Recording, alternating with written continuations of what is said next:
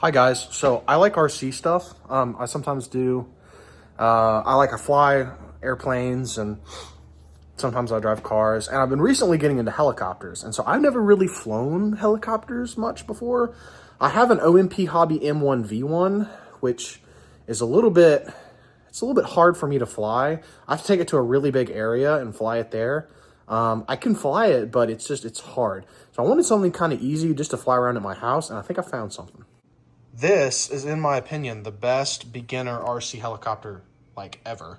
Now, I haven't flown many. I flew, sorry, the eachine e130, which is a little bit bigger.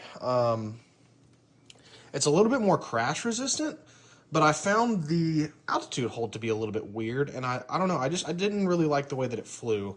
I ended up I ended up breaking it, ironically, because I was trying to fly it inside my house. And I just couldn't really get the hang of it. But I'm going to take this thing for a flight. Actually, I just did. I'm just kind of talking. You'll get to see the flight here in a second. And this has got to be the easiest helicopter to fly ever. So a little bit about this guy. It's a 4-channel helicopter. It's got just a little brushed motor at the bottom that drives that gear. Got a couple servos, got your swash plate. It's an altitude hold, so essentially when you take it up, it'll just stay at the altitude. Now you have to do a little bit with the throttle. Sometimes, like if you do a hard, turn or hard yaw, it'll come down a little bit, but then you just counteract that with a little bit of throttle, and it's fine. This is the mode 2. It's really easy to switch modes on this, like if you want the throttle to be over here, but personally, and I think everybody has the throttle over here, and I like that. That's just what I'm used to.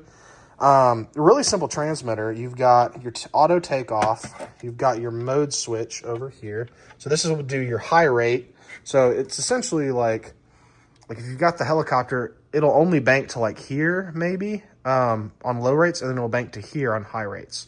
So it just how much you can bank and stuff. And so I flew it around on low rates, and honestly, it was really enjoyable. This is your little battery. It's a weird battery. It's got these 3 little prongs here and a little charging port on the bottom. And essentially, those 3 little prongs fit in and slide in up there. It's really easy to use, although I can see where this might become an issue later, like for long-term use. And it does show battery, like that means up. So as long as that's facing up, you put that in the helicopter. To fly it is super easy. So all you have to do is put your battery, you have to turn on your transmitter, sorry, and it will beep and then it'll flash. Then you put your battery in, and this little backlight, this little red light here will flash. And to bind it, all you have to do is go forward and backward with the throttle. So like that. And you have to do that every single time you start the helicopter. It's kind of a safety feature, so you can't just turn it on and instantly go. And you hit the throttle or you hit the button and it all of a sudden goes up or takes off on you. You kind of have to make sure you're ready, and I like that. Obviously, you've got your trims. I didn't have to trim anything. I've got a little bit of wind out here where I'm flying, which is just kind of in my driveway here. I didn't have any. I had a little bit of wind, but I really didn't have any problems. Even with minimal wind, it flies really well. So what you get in the box is, so you get the battery, the transmitter. You can option to have more batteries. I just got one, and I'll buy some more because they last a while. I didn't really do a full flight test, like how long it lasts, but it says 15 minutes. I would say it's probably around 10 or so, which is plenty. It comes with, obviously, the helicopter and a bag of spare parts, as well as a charging cable.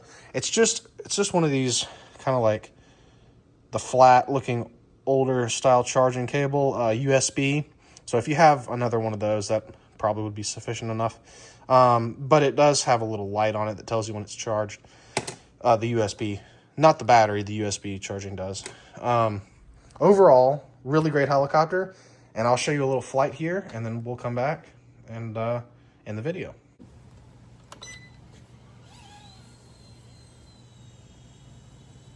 It does have quite a thing. Slide over here.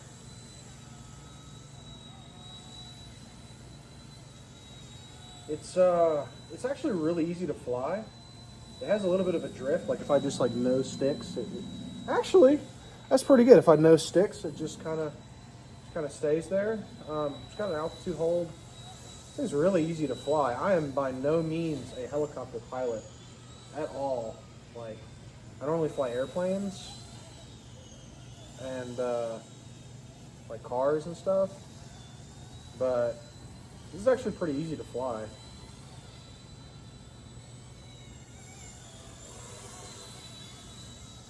It's actually pretty easy to fly here. And it's got the one-touch takeoff and landing, so you just kind of push a button and it takes off. And I'll go over that here in a second. But it's really quite easy to fly. It's got a little bit of tail wobble to it, like just a little bit of tail wobble. That may be a little bit of wind too. But it's actually really friggin' easy to fly. Like I could fly this all day. Like it's really stable.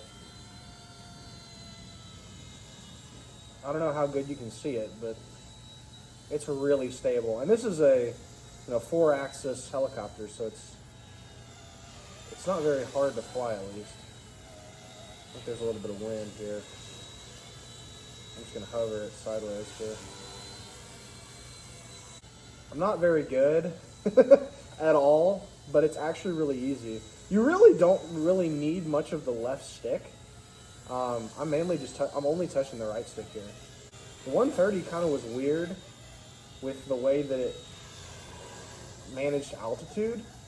That might have been that I'm in because I was in the house. See, I can like even look away at like a car and come back. But this thing's really easy to fly. Landing is pretty easy. You just get it close to the ground and then touch that button and it'll land. But this thing's pretty simple. I mean, it does kind of nose down if you hard yaw a little bit. So you have to like kind of hard yaw and then add some throttle. Hard yaw, add some throttle. Yeah, okay. That's actually not that bad, but other than that, it does a really good job holding altitude. I'm gonna go ahead and land her. So you just kind of get her close to the ground. Right, then you get her close to the ground, and then you just push the button.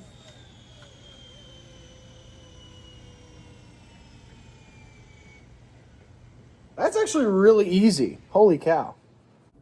So there's a little flight. I am by no means a good helicopter pilot.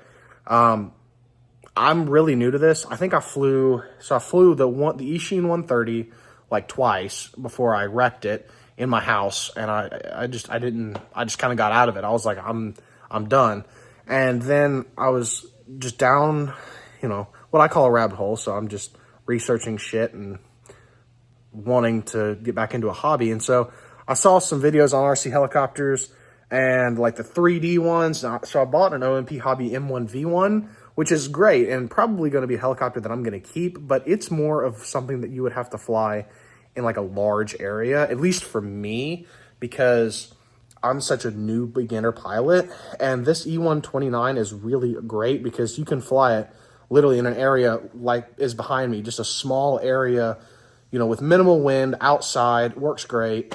I would recommend it. I found this one on Banggood for like $50, and that's all you need, at least for a beginner. I mean, you can move on to like an M1V1 or something like that, and that's going to obviously get more pricey. But really, for just flying around and what I want to do, this thing's amazing. Anyway, thank you guys for watching. See you later.